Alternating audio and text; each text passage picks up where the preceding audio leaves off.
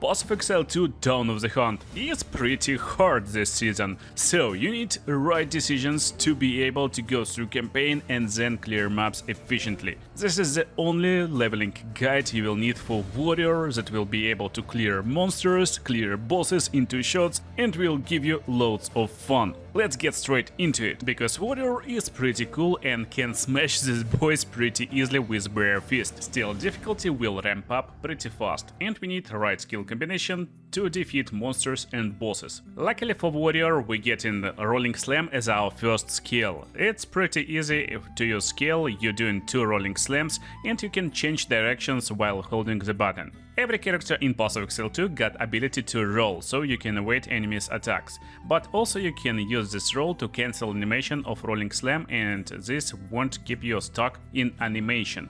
Or you can use any other attack. Try to learn how to use these mechanics early in the game, or you will be overwhelmed pretty fast. Anyway, that's more than enough to defeat our first boss and get straight to clear fell. First person you meet here is Renly, and he will give us uncut skill gem. Don't bother too much about this stuff right now, just go into first area and find abandoned camp. You should be able to smash monsters with this at this point. But in abandoned camp you will find a chest with another uncut skill gem. So here is our initial setup. We can create skills with uncut skill gems, and first one will be Bone Shatter. Second skill will be in elemental tab. It will be Frost Bomb.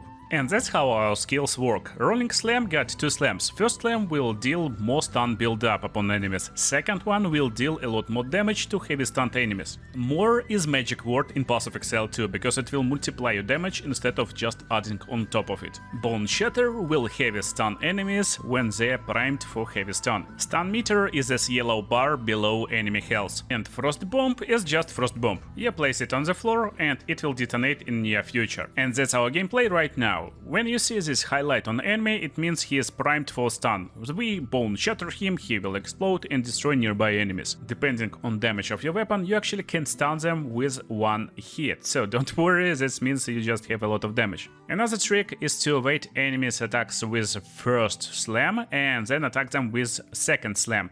This way you will be able to do a lot more damage and be safe in most cases. But now let's go to the wild nest and check out how our fights going in early game. Basically we need to avoid attacks from the bosses like this, put Ice Bomb when we're stunning them, and this will create a lot of extra damage. Don't forget to Bone Shatter bosses when they are primed for stun too.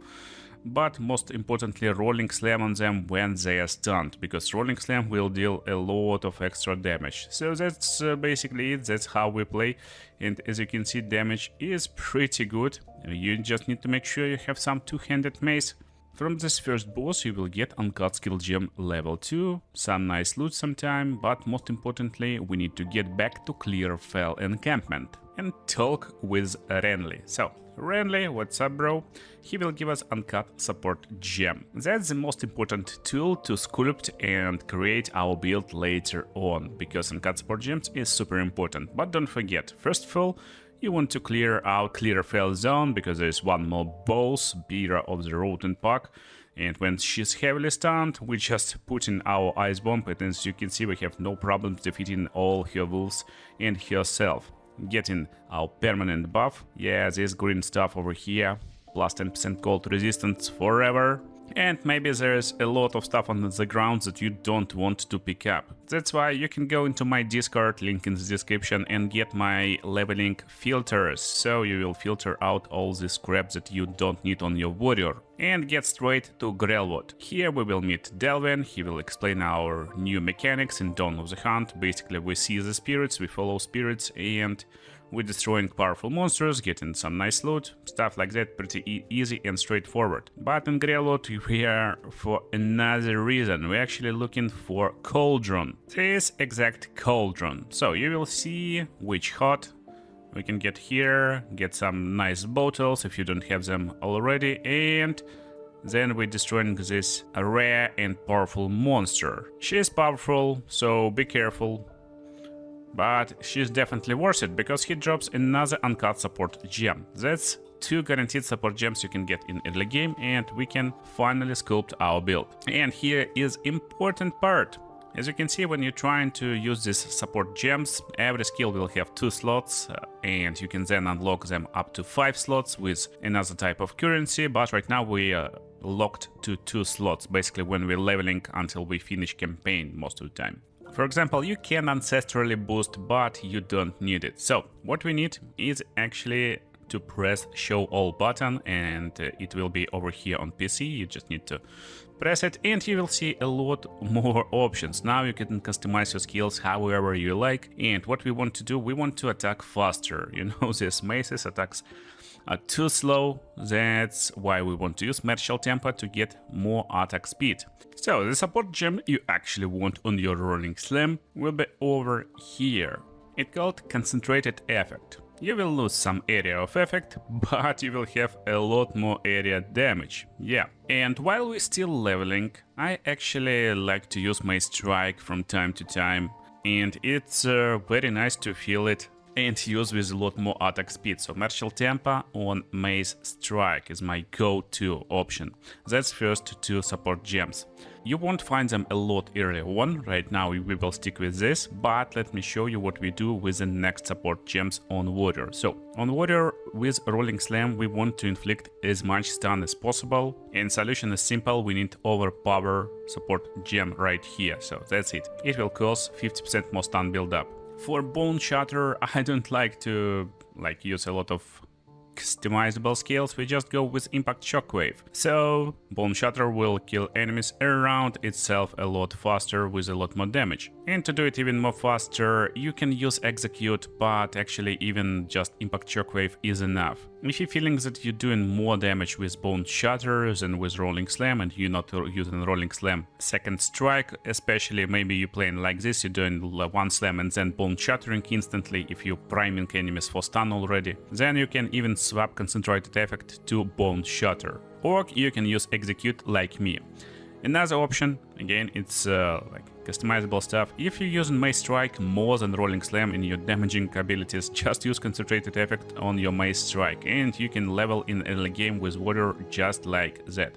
When you get Uncut Skill Gems level 2, you will just upgrade your abilities, so you don't need to do anything weird, just upgrade your abilities to high level and they will start to do more damage. How it looks like that basically. We're just going in and stunning enemies. They are primed for stun most of the time with the first instance, or they just completely destroyed with just 1 hit. What you may notice, sometimes you're not destroying enemy in 1 hit, but they instantly stunned, like this wolf, for example. This wolf will be instantly stunned, or no, he is destroyed. Yeah, this wolf just got stunned. So, if enemies got stunned too easily, if you're doing too much damage, then just remove overpower, so you're not building stun so much. Basically, you need to play with this in campaign a lot, depending on what monsters you're facing. But that's again why I like to use overpower and concentrated effect. Even if we're not priming enemies for stun, we're just doing second slam on stunned enemies and it will just finish them off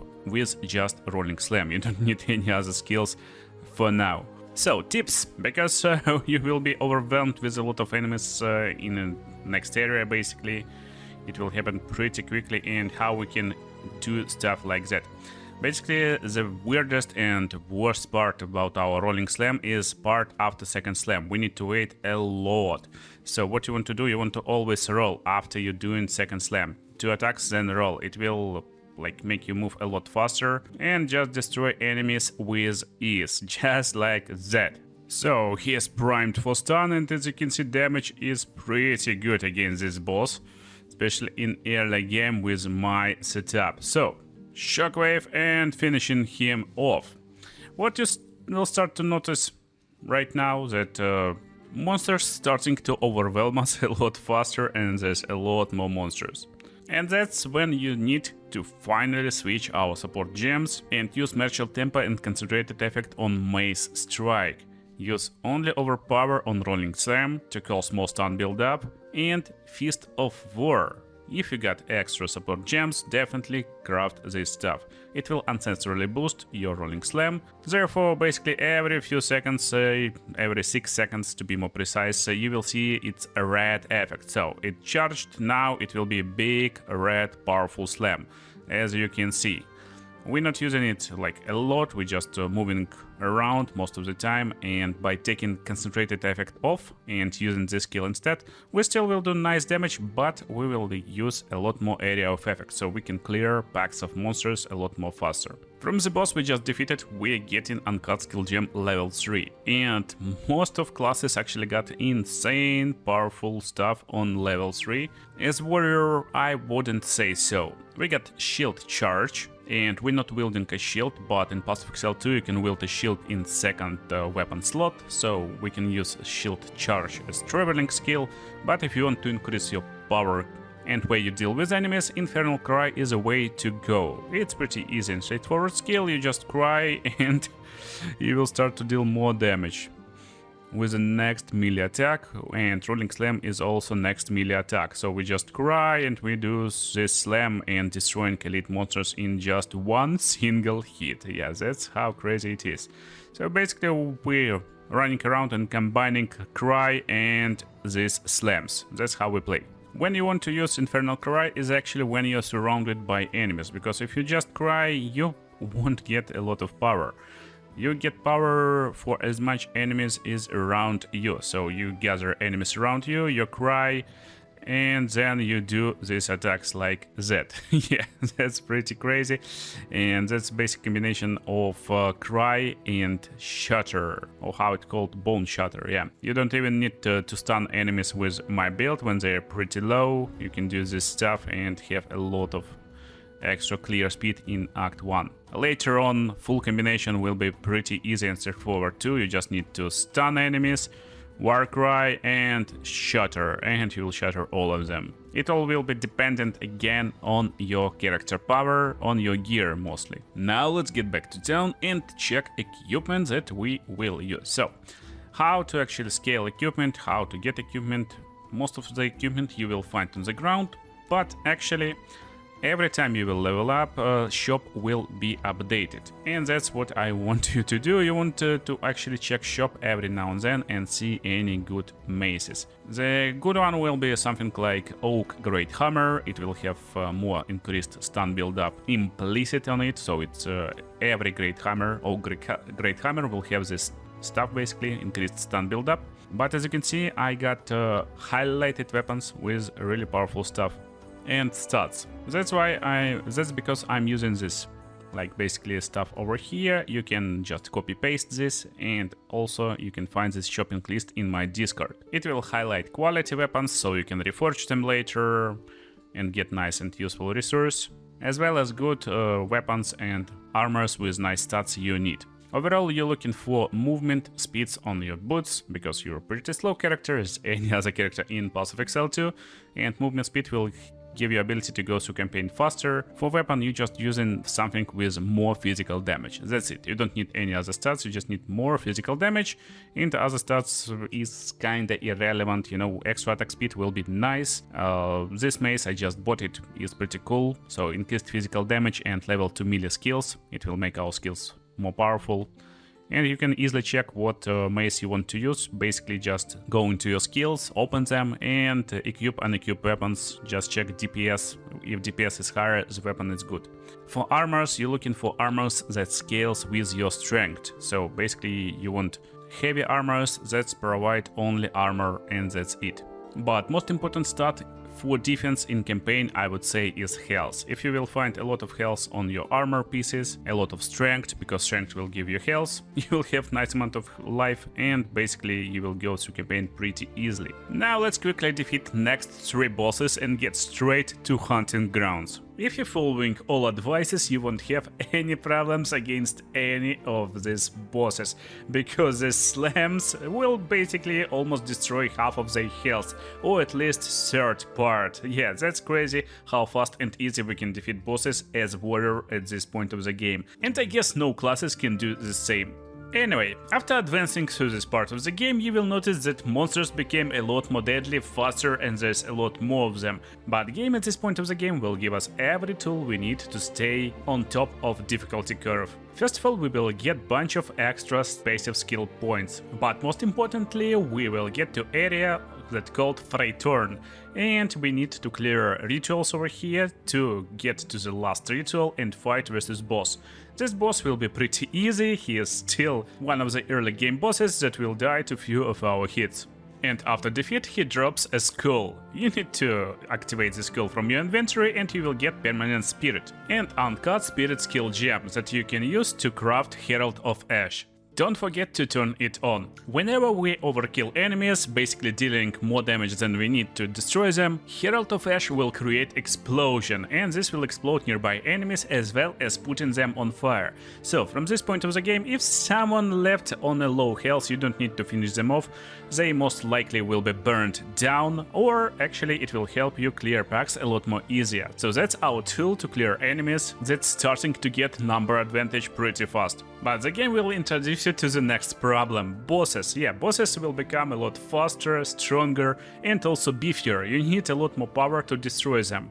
Coolest part, after destroying Executioner, you need to save this lady and talk with her in Clearfell encampment. She will give us uncut skill gem level 5, and that's the tool we will use to completely destroy whole campaign and all bosses in the game pretty easily. To use skills of level 5 you need to be level 14 or more. So after reaching this level, let's craft Perfect Strike. Now we can get rid of the Frost Bomb, we can't level it anyway because we're not scaling intelligence. And what is Perfect Strike? So Perfect Strike is pretty actually weak attack that will give extra fire damage to your mace strike with extremely low attack speed. But if you will manage to hit Perfect Strike, it will deal 6 times more damage than your normal attacking power, or even higher. For support gems we will use Fire Infusion since it's fire damaging skill, and also Window of Opportunity. Yeah, this is a really important one, it will narrow down the window for Perfect Strike but will